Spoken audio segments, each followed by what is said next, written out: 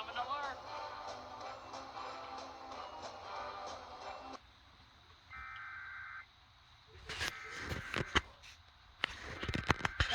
Incoming alert, guys.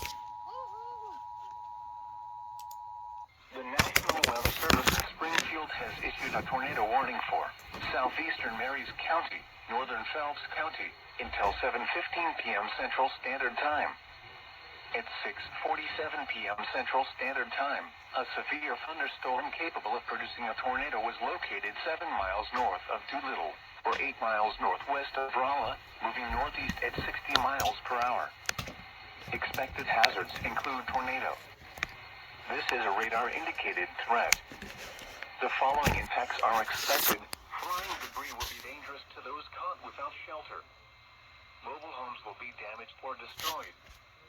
Damage to roofs, windows, and vehicles will occur. Tree damage is likely. Locations impacted include St. James, Vichy, Rosati. This includes Interstate 44 near mile marker 196, in between mile markers 198 and 200. Take cover now. Move to a base